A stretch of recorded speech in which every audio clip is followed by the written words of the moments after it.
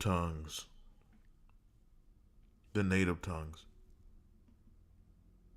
Wouldn't this be the definition of abstract hip hop?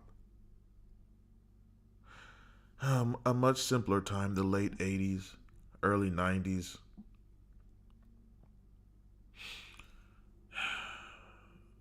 Back when you could say this was still a culture. Oh, the word culture. You talk about a word. I mean, a lot of you people, you love to throw around legend, culture, goat, hater. There are many words a lot of you people love to throw around. But this is when it actually was that C word, a culture. What the hell type shoes are these? What type of sneakers? What? Wait, hold on. Okay, those are right. What the hell is this?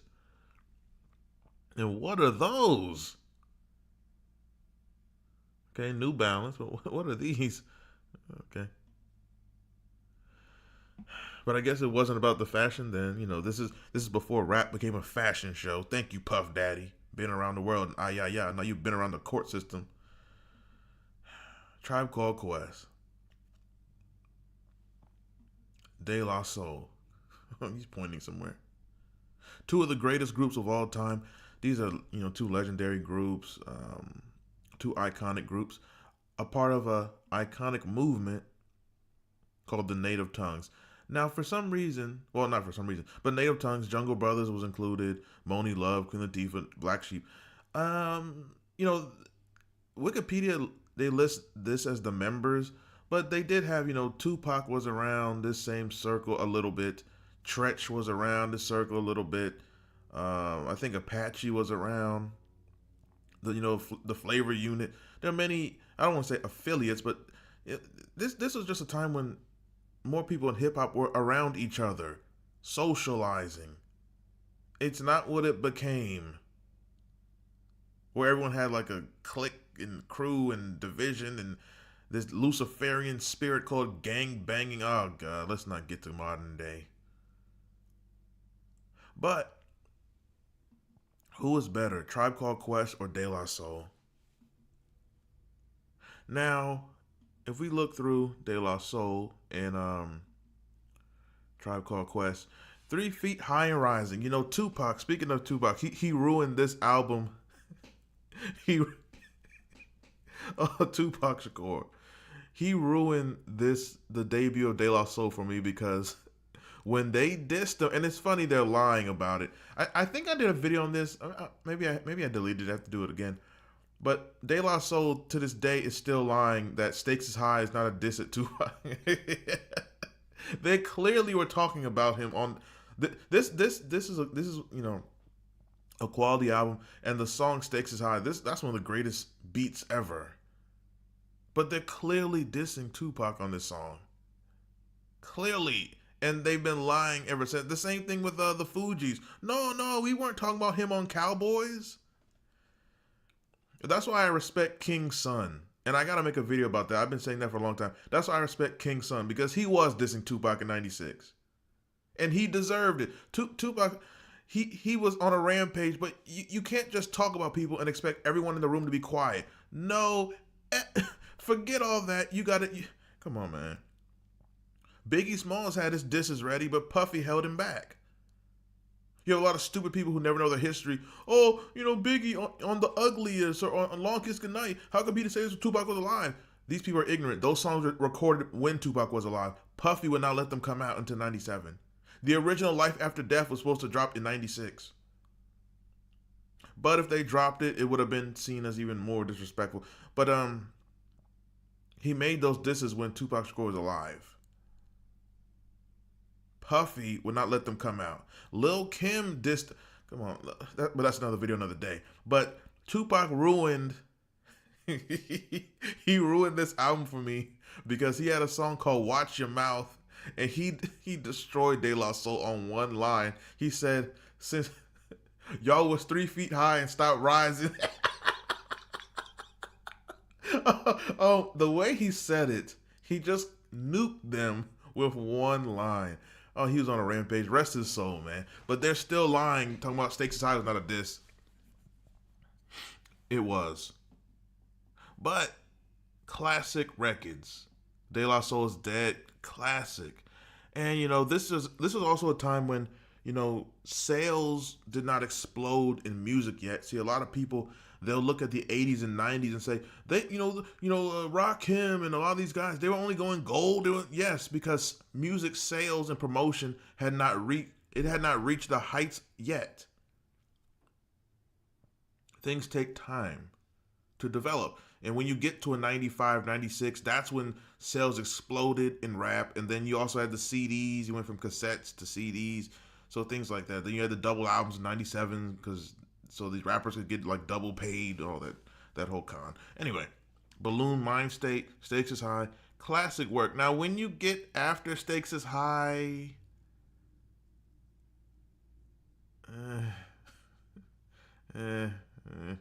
but if we look here, let's see. Me, Myself, and I, iconic, classic. I remember this song being on the NCAA was it 05? Or no, NCAA 06 video game on PS2, another classic game. Iconic song, De La Soul. Buddy, a roller skating gym named Saturdays. Millie pull a piss on Santa. Break of Dawn, Ego Tripping. Classic records. It's So Easy. The song they had with on Stakes is High, the song they had with Common. Oh my God, what was it? What was the song they had with Common? Let me see here. What was that song called? Hit the like button. Share this video. The Business. Oh, this is like prime Common. Common, he's type of person. Common's prime might be his whole career. Like even to this day, he's still great. This LA Leakers freestyle he had a few years ago over the I think he was going off of the Raekwon Incarcerated Scarface beat. Common, man, the Nas of Chicago, man. Oh man. Oh, they had Zhané on here too. Okay. Most Def was on here. A very young Most Def was on this De La Soul album. Let's see. Produced by Prince Paul, the legendary Prince Paul. Let's see here. If I'm not mistaken, didn't Prince Paul produce one of my favorite albums, Everlast, Whitey Ford Sings the Blues? Oh my God. One of the greatest albums in the 90s. Whitey Ford Sings the Blues. I think Prince Paul produced that one too. And then you look at Tribe Called Quest. Now, this is gonna be an unpopular opinion, but hold on. Before I say this, let me make sure. Let me make sure something. I was look at Tribe Called Quest here. Before I say something, let me look here. Luck of Lucian, I like that song. Benita Applebaum, obviously classic, legendary song. Can I Kick It? Yeah. Okay, I never liked this album. Tribe Called Quest's first album, I never liked this album. This album was so boring to me.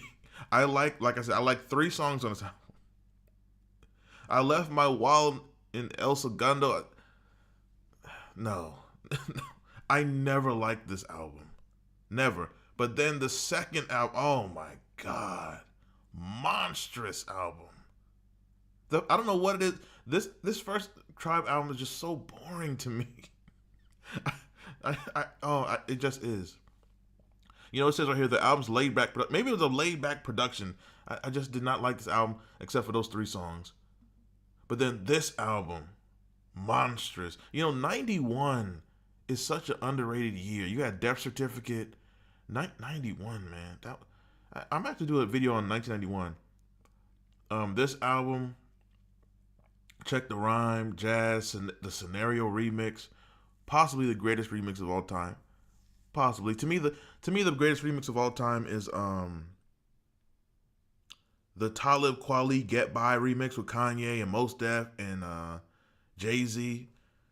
That's the best remix of all time to me. But this album, I prefer this. Wait, hold on. Am I confusing the albums? I haven't listened to these albums in a long time. Was it this one? There's some Tribe Called Quest early album that I just did not like. Was it this one? Maybe I did like this one. I haven't listened to these in a long time. I was never like into like the whole. I was never into this like abstract type of rap. One of these Tribe albums, one of the early ones, I know they kind of fell off later, like maybe around beats around here, maybe they fell off a little bit. Is this the album where they had Consequence?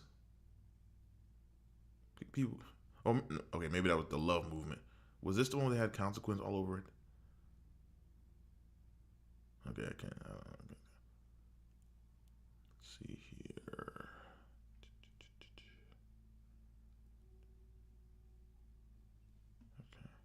Midnight Marauders. Wait, is it was one of the three, one of the first three Tribe albums I just did not like. I thought it was the first one. Award Tour, 8 Million Stories, Electric Relaxation. Oh my god. Okay, now I can't remember. I haven't listened to these albums in a long time. But there was one of these I really did not like, and there's one of them I really loved. I think I really loved the second one and didn't like the first one. I can't remember. But nonetheless, legendary, iconic group. Michael Rappaport is a culture vulture. If you know, you know. Um, to me, it's not even a comparison. I pick Tribe Called Quest over De La Soul. Oh, every time I see the title of this album, it's just ruined for me. It's ruined for me. Tupac dissed the out these two.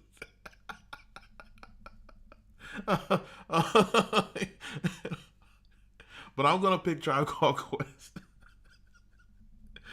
Check the rhyme. Come on, man. Bonita Applebum and Check the Rhyme. That come on, man. The song they had on the Boomerang soundtrack, "Hot Sex on a Platter," fire. That's one of my favorite instrumentals ever. Let's see here. It should show that somewhere. Promotional songs. Rumble in the Jungle. Okay, on okay, let's see here. Wikipedia, which isn't always accurate, but they should be where it should be showing like the extra songs they had. What the hell's going on? Was that song not on the Boomerang soundtrack? I thought it was. Okay, let me see. Let me look up Boomerang soundtrack. Let's see. I could have sworn this was on the Boomerang soundtrack.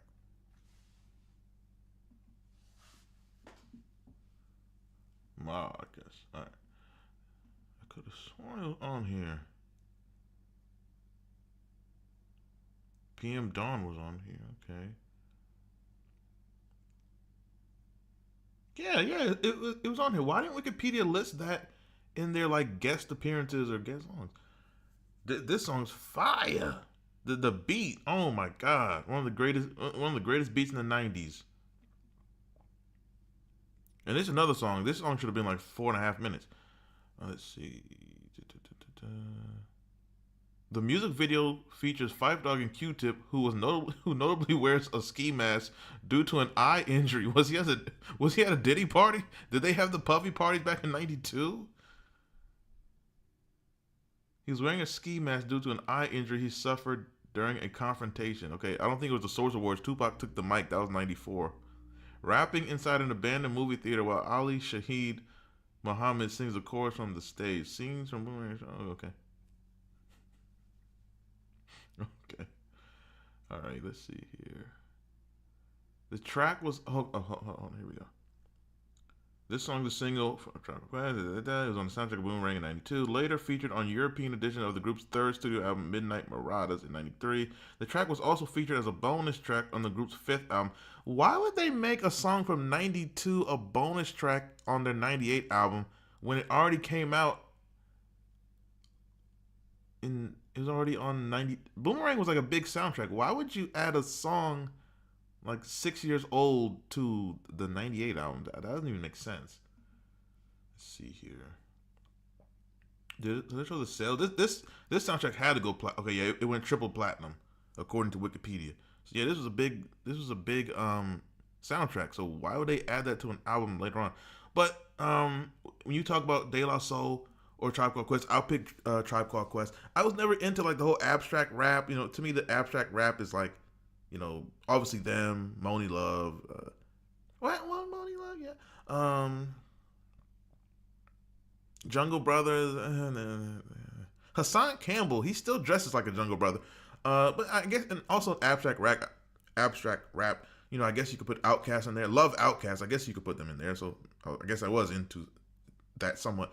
Kendrick Lamar. You know, a lot of people. I think a lot of people they just call rappers that speak gibberish abstract. Like Kendrick Lamar, he's been rapping gibberish for 15 years. I don't know what he's talking about, but he's no comparison to Tribe Called Quest. But I definitely pick them over De La Soul. But De La Soul is legendary. You can't go wrong with either one. Me, myself, and I. I mean, if you just compare like album for album for album, it's like it could be like a very close debate. If you're someone who goes off the big singles, that's a close debate. Me, myself, and I, Buddy, Break It Down. So you can't go wrong with either one. But in the comments, which one do you prefer, De La Soul or Tribe Called Quest? And with that said, I'm up out of here. If you have a video request, if you want something debated, talked about, you can donate to the Cash App. If you want to support this channel, you can donate to the Cash App, which is $XDN Online. Most of my uploads are from listeners like you. And with that said, I'm up out of here. That is it. Who was better, De La Soul or A Tribe Called Quest?